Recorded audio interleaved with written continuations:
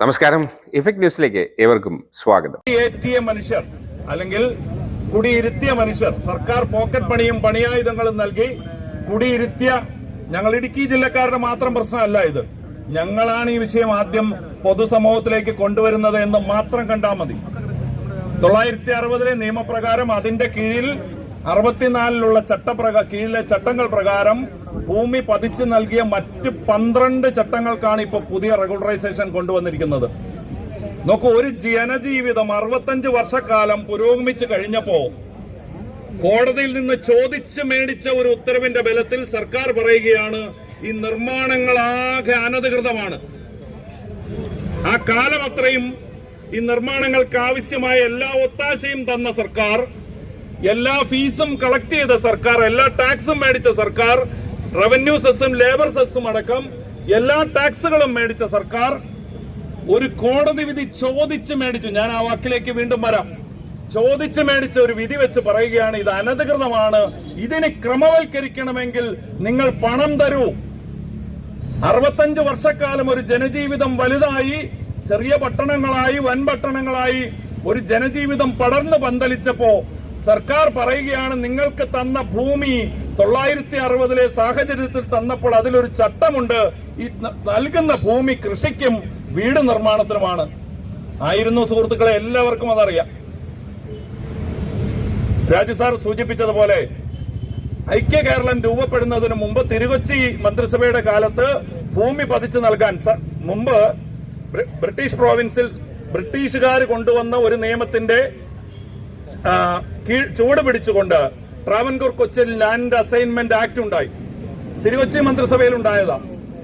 ആ ആക്ടാണ് ആ പ്രദേശങ്ങളിൽ മറ്റിത്തരത്തിലുള്ള ആളുകൾക്ക് മഹാരാജാക്കന്മാരുടെ കാലത്ത് ജന്മം കൊണ്ട് ഭൂമി ലഭിക്കാത്ത, മറ്റ് ജനസംഖ്യാ വർധനവിനനുസരിച്ച് ഭൂമി മറ്റാളുകളുടെ കൈവശമായപ്പോൾ അവർക്ക് പതിച്ചു നൽകാൻ ഉപയോഗിച്ച നിയമം.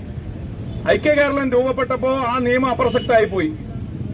പിന്നീട് നമ്മളിപ്പോ പറഞ്ഞതുപോലെ 2-3 പദ്ധതികൾ, high range colonisation scheme, grow more food പദ്ധതി, ഇനി ഈ ഒരു പദ്ധതിയിലും പെടാതെ പാലായിലും മറ്റ് പ്രദേശങ്ങളിലും തെക്കൻ ജില്ലകളിലെ വിവിധ ഏരിയ, കൊട്ടാരക്കര, അങ്ങനെ ഒരുപാട് സ്ഥലങ്ങളിൽ, കോതമംഗലം, അങ്ങനെയുള്ള പ്രദേശങ്ങളിലുള്ള ഒരുപാട് മനുഷ്യർ ഈ പശ്ചിമഘട്ടത്തിന്റെ വിവിധ മേഖലകളിലേക്ക് കുടിയേറി. ഒരു വീട്ടിൽ 8-9 മക്കളുണ്ടെങ്കിൽ അവർക്ക് 1 ഏക്കർ സ്ഥലമാണുള്ളതെങ്കിൽ നാട്ടിൻ പ്രദേശത്തെ 1 ഏക്കർ വിറ്റ് ഏതെങ്കിലും മലനാടുകളിൽ, മലമടക്കുകളിൽ 5 ഏക്കറോ 8 ഏക്കറോ കിട്ടുമെങ്കിൽ, കൈവശം കിട്ടുമെങ്കിൽ അന്നത്തെ സർക്കാരുകൾ അനുവദിച്ചിരുന്നത് കൊണ്ട് അവിടെ പോയി കൃഷി ആരംഭിച്ചു. അങ്ങനെ ആരംഭിച്ച കൃഷിയും, അങ്ങനെ നാം ഉണ്ടാക്കിയ നാണ്യവിളകളും, അങ്ങനെ അവിടങ്ങളിൽ ആരംഭിച്ച വൈദ്യുതി പദ്ധതികളുമാണ് ഇന്ന് ഈ കേരള സംസ്ഥാനത്തിന്റെ നട്ടെല്ലെന്ന് ഭരണാധികാരികൾ മറന്നുപോകരുത്. അങ്ങനെ കരിപ്പിടിച്ചു വന്ന ഒരു ജീവിതത്തില് സ്വാഭാവികമായും അങ്ങനെ കുടിയേറിയ മനുഷ്യർക്ക് ഭൂമിക്ക് അധികാരം കൊടുക്കേണ്ടത് സർക്കാരാണ്. അതിനു മുമ്പ് രാജഭരണകാലത്ത് അവസാനിച്ച് നമ്മുടെ സ്വാതന്ത്ര്യാനന്തരം നമ്മുടെ സംസ്ഥാനം നിലവിൽ വന്നപ്പോ സ്വാഭാവികമായും അത്തരത്തിൽ റവന്യൂ ഭൂമികളാവട്ടെ, വനഭൂമികളാവട്ടെ കുടിയേറ്റത്തിന് വിധേയമായിട്ടുണ്ടെങ്കിൽ അതിന് അവകാശം നൽകേണ്ടത് സർക്കാരാണ്. ആ ബോധ്യത്തിൽ 960 പട്ടം താണുള്ള ഗവൺമെന്റാണ് ഈ ഭൂമി പതിച്ചു നൽകുന്നതിന് ലാൻഡ് അസൈൻമെന്റ് ആക്ട്, സമഗ്രമായ ഒരു നിയമം, ട്രാവൻകൂർ കൊച്ചിൻ ലാൻഡ് അസൈൻമെന്റ് ആക്ടിന്റെ ചുവട് പിടിച്ച് അതിൽ നിന്ന് ഉൾക്കൊണ്ട് പുതിയ കാര്യങ്ങൾ കൂട്ടിച്ചേർത്ത് കൊണ്ടുവന്ന നിയമമാണ് Kerala state land assignment act 1960. ആ ആക്ട് വായിച്ചാൽ അതൊരു സമഗ്ര നിയമമാണ്. ആ നിയമം സമ്പൂർണമായ അവകാശം കൈവശക്കാരന് കൊടുക്കുന്നതിന് വേണ്ടി കൊണ്ടുവന്ന നിയമമാണ്. എന്നാൽ 4 വർഷക്കാലം നിങ്ങൾക്ക് അറിയാം, നിയമസഭ ഒരു ലെജിസ്ലേഷൻ ഉണ്ടാക്കിയാൽ ആ നിയമം ഇംപ്ലിമെന്റ് ചെയ്യണമെങ്കിൽ സബോർഡിനേറ്റ് ലെജിസ്ലേഷൻ എന്ന് പറയും, ചട്ടങ്ങൾ ഉണ്ടാകണം. ആ ചട്ടങ്ങൾ ഉണ്ടായത് 964 അന്നേരത്തേക്കും ആർ ശങ്കർ മന്ത്രിസഭ നിലവിൽ വന്നു. ആർ ശങ്കറിന്റെ കാലത്താണ്. അങ്ങനെ നിലവിൽ വന്ന ആ ചട്ടങ്ങളിൽ ഒരു ക്ലോസ്, 4ാമത്തെ ക്ലോസ് നിങ്ങൾ മനസ്സിലാക്കേണ്ടത്, ഒന്നും കൂടി ഞാൻ വീണ്ടും ആവർത്തിക്കുന്നു, 950 ട്രാവൻകൂർ കൊച്ചിൻ ലാൻഡ് അസൈൻമെന്റ് ആക്ടിന്റെ ആദ്യത്തെ 13 ചട്ടങ്ങൾ ഡിറ്റോ കോപ്പിയായി എടുത്തെഴുതുക ചെയ്ത്, വേറെ ഒരു പുതിയ ചട്ടം ഉണ്ടാക്കുകയല്ല ഇത്. പിന്നീടുള്ള ചട്ടങ്ങളാണ് 29 ചട്ടങ്ങളിൽ, ബാക്കി ചട്ടങ്ങളാണ് പിന്നീട് എഴുതി ചേർത്തത്. ട്രാവൻകൂർ, അതായത് 1950കളിലെ സാഹചര്യം നിലനിർത്തിക്കൊണ്ട് ഉണ്ടാക്കപ്പെട്ട ഒരു ചട്ടത്തിൽ ഈ ഭൂമി പതിച്ചു നൽകുന്നത് കൃഷിക്കും വീടിനുമാണ് എന്ന് എഴുതി വെച്ചു.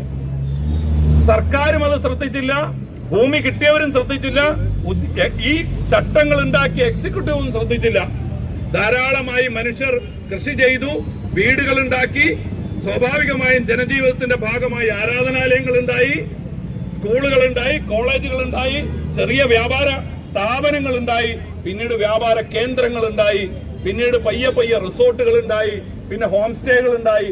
അങ്ങനെ നാം ഇന്ന് കാണുന്ന തലത്തിലേക്ക് 2016-17 വരെ ഈ കേരള സംസ്ഥാനത്തെ 14 ജില്ലകളിലെ മലയോര മേഖലകളിലും ജനജീവിതം, നമ്മുടെ ഈ തിരുവനന്തപുരം ജില്ലയിൽ, നിങ്ങൾ ഓർക്കും തിരുവനന്തപുരം ജില്ലയിൽ ഈ പട്ടയമില്ലെന്ന്, തെറ്റിദ്ധരിക്കരുത്. അമ്പൂരി പ്രദേശമൊക്കെ മുഴുവൻ ഭൂമി പതിച്ചു നൽകിയിരിക്കുന്നത് ലാൻഡ് അസൈൻമെന്റ് ആക്ട് പ്രകാരം.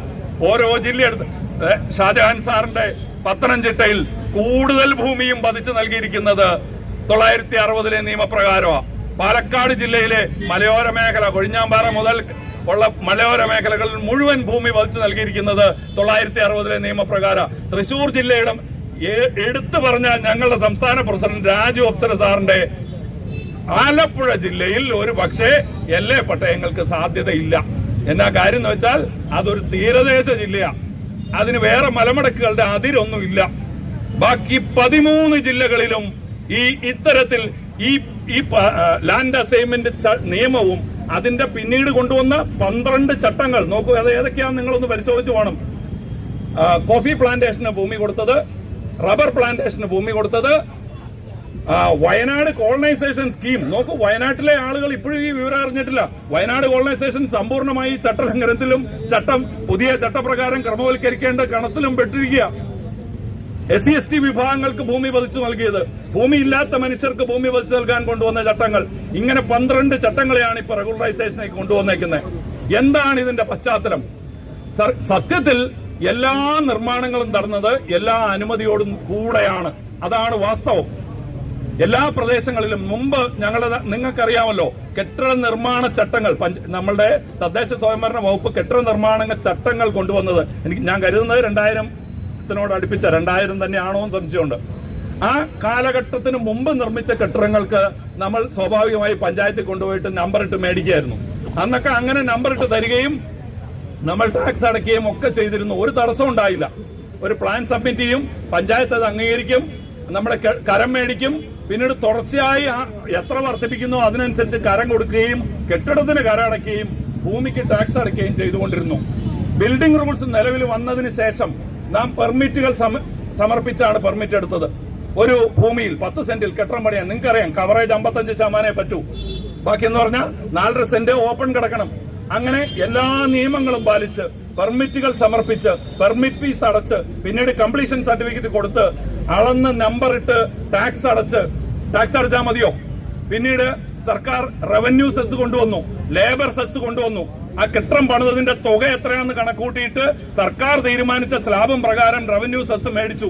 ഒരു 15 ലക്ഷം 20 ലക്ഷം രൂപയുടെ കെട്ടിടം പണിതാൽ 1.5 ലക്ഷം രൂപ 2 ലക്ഷം രൂപ വരെ റവന്യൂ സെസ് മേടിച്ചു. ലേബർ സെസ് എന്ന് പറഞ്ഞത് കൊണ്ടുവന്നു.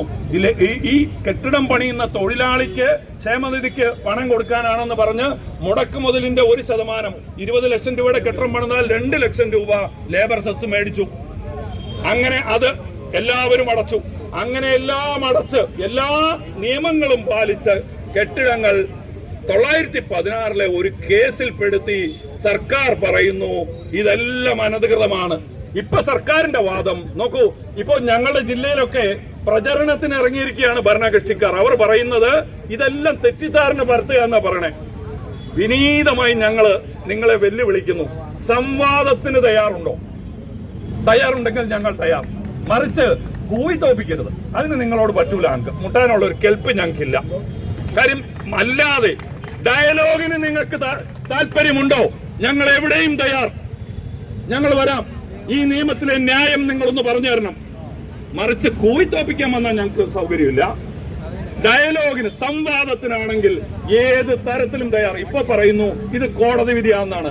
കേരള വ്യാപാരി വ്യവസായി ഏകോപന സമിതി സംസ്ഥാന കമ്മിറ്റിക്ക് അനുമതിയോടുകൂടി ജില്ലാ കമ്മിറ്റിക്ക് വേണ്ടി ഔദ്യോഗികമായി പറയുന്നു ഒരു വിധിയും ഇങ്ങനെ ഒരു നിയമം കൊണ്ടുവരാൻ പറഞ്ഞിട്ടില്ല. ഇവർ പറയുന്നത് 1818/2010 എന്നൊരു കേസുണ്ട്. ആ കേസിന്റെ നാൾ വഴിയൊക്കെ എനിക്ക് ചുരുങ്ങിയ സമയത്ത് പറയാൻ കഴിയില്ല. ഒറ്റ കാര്യം മാത്രം പറയാം. മൂന്നാറിലും വാഗമണ്ണിലും ചെറുതോണിയിലും അനധികൃതമായി കെട്ടിടം പണിയുന്നവർ ഉണ്ട് എന്ന് പറഞ്ഞൊരു പരിസ്ഥിതി സംഘടന കൊടുത്ത ഒരു കേസാണ്. ആ കേസ് ജെന്യൂനുമായിരുന്നു. സാധാരണഗതിയിൽ വൺ എർത്ത് വൺ ലൈഫ് എന്നൊക്കെ പറയുന്നത് ഇടുക്കിയിലെ ജനജീവിതത്തിന് ഹാനികരമായി കേസ് കൊടുക്കുന്നവരാ. എന്നാൽ ഈ കേസിൽ അങ്ങനെയൊന്നുമില്ല. അവർ ഭൂമി കയ്യേറി കെട്ടിടം പണിതവർക്കെതിരെ എത്ര പേര് കയ്യേറിയെന്നും ആരൊക്കെ ഒത്താശ ചെയ്തു എന്നും ആരൊക്കെ ഇടനില വഹിച്ചു എന്നും ഒക്കെ കൃത്യമായി രേഖപ്പെടുത്തി കൊടുത്ത കേസാ. ആ കേസിൽ കോടതി ഒന്ന് പറഞ്ഞു, ഇനി മൂന്നാറിൽ ഒരു നിർമ്മാണ പ്രവർത്തനം നടത്തണമെങ്കിൽ നോ ഒബ്ജക്ഷൻ സർട്ടിഫിക്കറ്റ് മേടിക്കണം റവന്യൂ വകുപ്പിന്റെ. ഈ എന്തിനാ? കയ്യേറ്റത്തെ തടയുന്നതിന് വേണ്ടി കൊണ്ടുവന്നതാ. അതിന്റെ പശ്ചാത്തലത്തിൽ ബാക്കി നിർമ്മാണങ്ങൾ നടത്തിയ ആളുകൾ സാധാരണ മുൻപ് നമുക്ക് ഒരു പെർമിറ്റിന് അപേക്ഷ കൊടുക്കുക, പിന്നീട് അതിന് അനുസരിച്ച് കെട്ടിടം പണിയുക, കംപ്ലീഷൻ സർട്ടിഫിക്കറ്റ് കൊടുക്കുക, നമ്പർ ഇടുക എന്നായിരുന്നെങ്കിൽ ഒരു ചട്ടം കൂടി കോടതി കൊണ്ടുവന്നു. എന്താ? ആ പ്രദേശത്ത് മൂന്നാർ എന്ന പ്രദേശം 8 വില്ലേജ് ആണെന്നത് പിന്നീട് വ്യാഖ്യാനിക്കപ്പെട്ടു. ആ 8 വില്ലേജിൽ ഒരു കെട്ടിടം പണിയണമെങ്കിൽ റവന്യൂ വകുപ്പിന്റെ NOC കൂടി വേണമായിരുന്നു. 2016 അത്തരത്തിൽ പള്ളിവാസലിൽ കെട്ടിടം പണിത ഒരാൾ ഹൈക്കോടതിയിൽ ഒരു കേസിന് പോയി. അയാൾ ഒരു കെട്ടിടം പണിതുകൊണ്ടിരുന്നപ്പോൾ റവന്യൂ വകുപ്പ് അയാൾക്ക് സ്റ്റോപ്പ് മെമ്മോ കൊടുത്തു. Haridas versus state of Kerala. ആ കേസിന്റെ നമ്പർ 32/342/2016 എന്നാണ് എന്റെ ഓർമ്മ. കേസ് നമ്പർ തെറ്റാണെങ്കിൽ ഞാൻ തിരുത്താം. ഏതായാലും Haridas versus state of Kerala. അയാൾ കൊടുത്ത കേസിന്റെ അതിന്റെ കാതൽ ഇതായിരുന്നു. അയാളുടെ കെട്ടിടത്തിന് എല്ലാ നിയമവശങ്ങളും പാലിച്ചാണ് അയാൾ കെട്ടിടം പണിയുന്നത്. അയാൾക്ക് ഭൂമിയുണ്ട്, പട്ടയമുണ്ട്, കര അടച്ചിട്ടുണ്ട്, പെർമിറ്റ് എടുത്തിട്ടുണ്ട്, അയാൾക്ക് കോടതി പറഞ്ഞ NOCയും ഉണ്ട്. എന്നിട്ടും റവന്യൂ വകുപ്പ് തടസ്സപ്പെടുത്തിയിരിക്കുന്നു. അതുകൊണ്ട് എന്റെ സ്റ്റോപ്പ് മെമ്മോ റിവോക്ക് ചെയ്ത് തരണം. കോടതിയിൽ ഈ കേസ് വന്നപ്പോൾ അന്നത്തെ സർക്കാർ വക്കീൽ additional advocate general Shri Ranjith തമ്പാനായിരുന്നു. നമ്മുടെ എല്ലാം സുപരിചിതയായ മീനാക്ഷി തമ്പാൻ, അന്നത്തെ MP ആയിരുന്ന മീനാക്ഷി തമ്പാന്റെ മകൻ രഞ്ജിത്ത് തമ്പാനായിരുന്നു. അദ്ദേഹം കോടതിയിൽ സർക്കാരിന്റെ വാദങ്ങൾ ഉന്നയിച്ചിട്ടും കോടതി സ്വീകരിച്ചില്ല. കോടതി ഈ കെട്ടിട പണി അനുവദിക്കുമെന്ന ഘട്ടം വന്നപ്പോൾ അതുവരെ കുടത്തിലടിച്ചിരുന്ന ഒരു ഭൂതം എന്ന് വേണമെങ്കിൽ പറയാവുന്ന ചട്ടലംഘനം അഡ്വക്കേറ്റ് ജനറൽ എടുത്ത് കോടതിയിൽ പ്രയോഗിച്ചു. അദ്ദേഹം പറഞ്ഞു, ഈ ഭൂമി പതിച്ചു നൽകിയിരിക്കുന്നത് 960 നിയമപ്രകാരമാണ്, 964 ചട്ടപ്രകാരമാണ്. ആ ചട്ടപ്രകാരം ഈ നൽകപ്പെട്ടിരിക്കുന്ന ഭൂമിയിൽ എന്ത് പെർമിറ്റ് ഉണ്ടെങ്കിലും അയാൾക്ക് കൃഷി ചെയ്യാനും വീട് വെക്കാനും മാത്രമേ പാടുള്ളൂ. അതുകൊണ്ട് അയാൾ ബാക്കി എല്ലാ വാദങ്ങളും പൊളിഞ്ഞു. പെർമിറ്റ് ഇല്ല എന്നുള്ളത് പൊളിഞ്ഞു, NOC ഇല്ല എന്നുള്ളത് പൊളിഞ്ഞു, എല്ലാം പൊളിഞ്ഞു. അപ്പോ അങ്ങനെ അപ്പൊ അന്നേരം സാമാന്യ ബുദ്ധിയുള്ള വക്കീലന്മാരെല്ലാം പറഞ്ഞിരുന്നു, ഇത് കുടത്തിലടച്ച ഒരു ഭൂതത്തിനെ നിങ്ങൾ തുറക്കുകയാണ്, ഇത് തിരിച്ചു കുടത്തിലാക്കാൻ നിങ്ങൾ പാടുപെടും. പക്ഷെ ഇപ്പൊ നമ്മൾ തിരിഞ്ഞു നോക്കിയാൽ ഇവർക്ക് അന്നേ ലക്ഷ്യമുണ്ടായിരുന്നിരിക്കണം, ഈ നാട്ടിലെ ജനതയെ പെനാൽറ്റി അടിക്കുക എന്നൊരു ലക്ഷ്യം വെച്ച് അന്ന് ഇവർ ബോധപൂർവം കോടതിയിൽ പറയിച്ചതാണോ എന്ന് നാം സംശയിക്കേണ്ടിയിരിക്കുന്നു. അതാണ് പറയുന്നത്. അങ്ങനെ സർക്കാർ വക്കീൽ കോടതിയിൽ പറഞ്ഞപ്പോൾ നിങ്ങൾക്കറിയാം, കോടതി നിയമം ഉണ്ടാക്കുന്നില്ല, കോടതിക്ക് നിയമം വ്യാഖ്യാനിക്കാനേ കഴിയൂ. കോടതി പറഞ്ഞു, അങ്ങനെ ഒരു 65 വർഷം മുമ്പ് 60 വർഷം മുമ്പ് ഒരു ചട്ടമുണ്ടെങ്കിൽ സർക്കാർ ഈ ചട്ടം മാറ്റണം. കോടതി പറഞ്ഞ കെട്ടിടങ്ങളെല്ലാം നിയമവിരുദ്ധമാക്കണമെന്നല്ല, ചട്ടം മാറ്റാനാ പറഞ്ഞത് സർക്കാരെ. നിങ്ങൾ അത് മാറ്റുന്നതിന് പകരം ഞങ്ങൾ അന്നൊക്കെ ചർച്ചയ്ക്ക് പോയി സമരം ചെയ്തപ്പോൾ ഞങ്ങളോട് പറഞ്ഞു, അങ്ങനെ ചട്ടം മാറ്റാൻ ഞങ്ങൾക്ക് അധികാരം. ആദ്യം പറഞ്ഞതൊക്കെ പറയാൻ തുടങ്ങിയ ഇന്ന് തീരത്തില്ല. ആദ്യം പറഞ്ഞത് ഇത് കേന്ദ്ര നിയമമാണ്. ഏത്? ഭൂമി പതിവ് സമ്പൂർണമായി സ്റ്റേറ്റ് വിഷയമാണെന്ന് ഇവർക്കറിയാം. അതുകൊണ്ടാണല്ലോ ഇവർ നിയമം കൊണ്ടുവന്നത്. അതുകൊണ്ടാണല്ലോ ഇപ്പൊ ഇവർ തന്നെ ചട്ടം കൊണ്ടുവരുന്നത്. ഒരു കേന്ദ്രാനുമതിയോടുകൂടി അല്ലല്ലോ. ആകെപ്പാടെ ആ കൊണ്ടുവന്ന ബില്ല് ഗവർണർ ഒപ്പിടണമെന്നല്ലേ ഉള്ളൂ, ഒരു പ്രസിഡന്റും റഫറൻസിനും പോകേണ്ടതില്ല. അങ്ങനെ പറഞ്ഞ് തെറ്റിദ്ധരിപ്പിച്ച ഇവർ പിന്നീട് പറഞ്ഞു, ഇത് റെഗുലറൈസ് ചെയ്യണമെങ്കിൽ സർക്കാരിന് ഫീസ് ഇല്ലാതെ പറ്റത്തില്ല. നോക്കൂ, അങ്ങനെ പറ്റില്ലെങ്കിൽ എങ്ങനെയാ ഇപ്പൊ കൊണ്ടുവന്നിരിക്കുന്ന ചട്ടങ്ങളിൽ ആരാധനാലയങ്ങൾ ഇവർ ഫീസ് ഇല്ലാതാക്കിയത്? ഇവരെങ്ങനെയാ കുറച്ച് മതസംഘടനകളുടെ കെട്ടിടങ്ങൾക്ക് 1% ഫെയർ വാല്യൂവിന്റെ ഫീസ് മതി എന്ന് പറഞ്ഞത്? എന്ന് പറഞ്ഞാൽ അതിന്റെ അർത്ഥം ലളിത, സമ്പൂർണമായി ഇത് സർക്കാരിന്റെ അധികാരമാണെന്ന് ഈ നിയമത്തിൽ തന്നെ സർക്കാർ ഊന്നി തെളിയിക്കുന്നുണ്ട്. എന്നിട്ട് പുറത്തു പറയാ, ഇത് ഞങ്ങളുടെ അധികാരമല്ല, ഇത് കോടതി പറഞ്ഞേക്കണാണ്. കോടതിയല്ലേ ചോദ്യം ചെയ്യും. നിയമോപദേശം ഇങ്ങനെയാണ്. എങ്ങനെ നിയമോപദേശം? മനുഷ്യർക്ക് മനസ്സിലാകുന്ന ഭാഷയിൽ ഒന്ന് പറഞ്ഞ് മനസ്സിലാക്കുക സുഹൃത്തുക്കളെ. അത്രേ നിങ്ങൾ ഭരണക്കാരോട് പറയാനുള്ളൂ. ഈ അസംബന്ധം പറയല്ലേ, ഞങ്ങൾ പൊട്ടന്മാരൊന്നും അല്ല, അത്രേ പറയുന്നുള്ളൂ. ഞങ്ങൾ ഈ സത്യം നാട്ടിലെ ആളുകളോട് പറയും. ഇതൊരു അസംബന്ധമാണ് ഇവർക്ക് ഏത് തരത്തിലും. അതുപോലെ 960 നിയമത്തിന്റെ 7ാം ക്ലോസിൽ തന്നെ ഈ ചട്ടത്തിൽ ഏതിനും പുതിയ ചട്ടം കൊണ്ടുവരുന്നതിനും ഏത് ചട്ടത്തിന് മുൻകാല പ്രാബല്യം കൊടുക്കുന്നതിനും ഒക്കെ 2012 കൊണ്ടുവന്ന നിയമം മുതൽ 960 നിയമത്തിൽ തന്നെ സർക്കാരിന് പഴുതുകളുണ്ട്. ഇതാണ് വസ്തുത എന്നിരിക്കെ 2023 മലയോര മേഖലയിലെ മനുഷ്യർക്ക് രക്ഷകൻ വരുന്നു എന്ന് പ്രഖ്യാപിക്കുന്നു ഇവര്. അങ്ങനെ പ്രഖ്യാപിച്ച് ഞങ്ങളെല്ലാം ശരിയാക്കി തരുന്നു എന്ന് പ്രഖ്യാപിച്ച ഒരു നിയമം നിയമസഭയിൽ കൊണ്ടുവന്നു. ആ നിയമത്തിലൂടെ ഇവർ 65 വർഷക്കാലത്തെ ജനജീവിതത്തിന്റെ ആകെ സമ്പാദ്യത്തെ അനധികൃതമെന്ന് മുദ്ര കുത്തിയതിനു ശേഷം ഇവർ 23 ഒരു നിയമം കൊണ്ടുവന്നു. ഞങ്ങളെല്ലാം പരിഹരിക്കാൻ പോകുന്നു. ആ നിയമത്തിൽ 2 അധികാരമാണ് സർക്കാരിന് കിട്ടിയത്. പ്രതിപക്ഷം പോലും എതിർത്തില്ല. എന്നാ കാര്യം അറിയോ?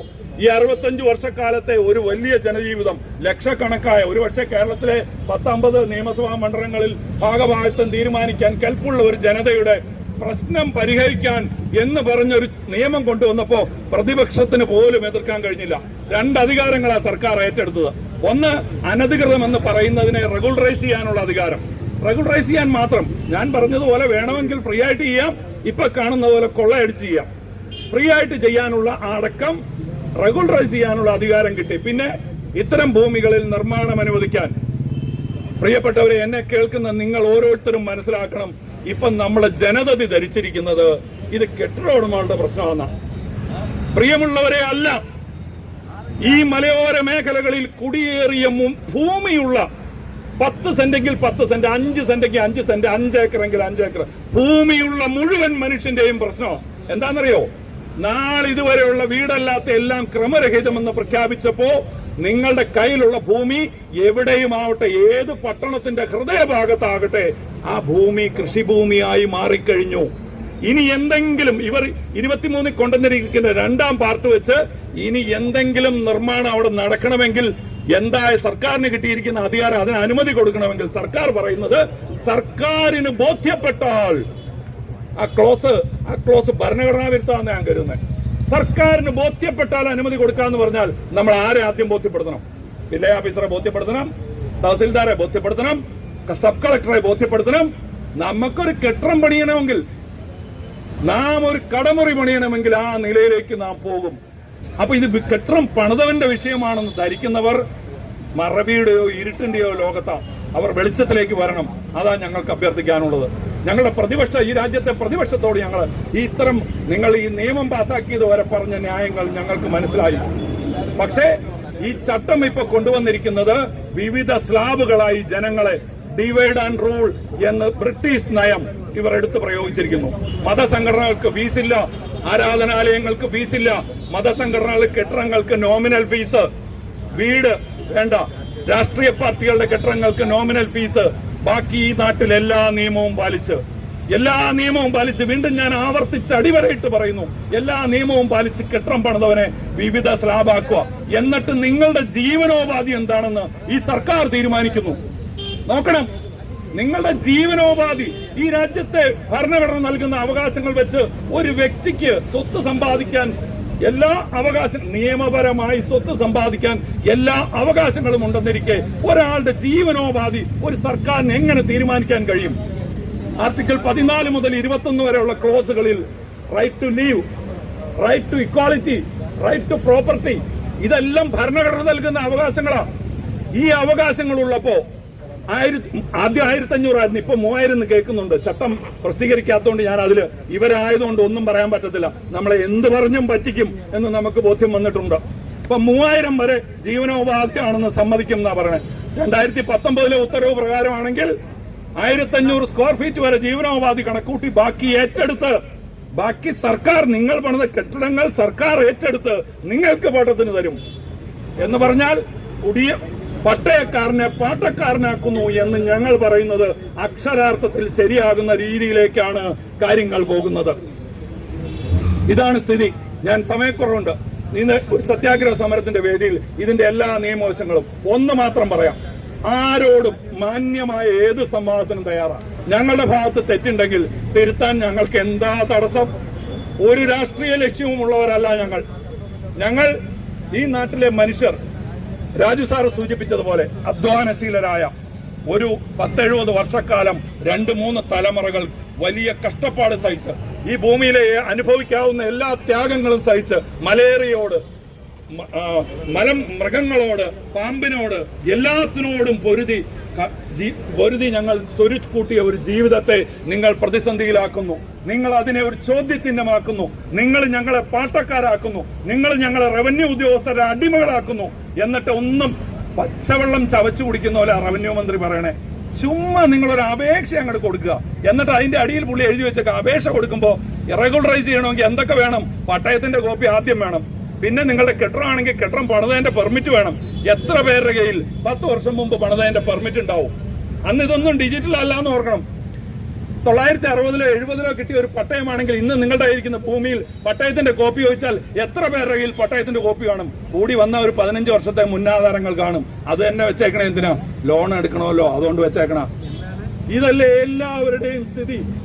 ഇതിൽ നിന്ന് ഭീകരമായ ഒരു നിയമം നിർമ്മിച്ച് ഈ സംസ്ഥാനം ഭീകരമായ കടക്കണിയിലാണ്. ഞങ്ങൾക്കറിയാം കേന്ദ്ര ഗവൺമെന്റിന്റെ സമ്മർദ്ദങ്ങളൊക്കെ ഉണ്ട്, അതും ഞങ്ങൾക്കറിയാം. പക്ഷെ അതിന് ഇരകളായി അധ്വാനശീലരായ, വളരെ നിയമപരമായ മാർഗങ്ങളുടെ ജീവിതം കരിപ്പിടിപ്പിച്ച ഒരു ജനതയെ ഇരയാക്കുന്നത് അധാർമികതയാണ്.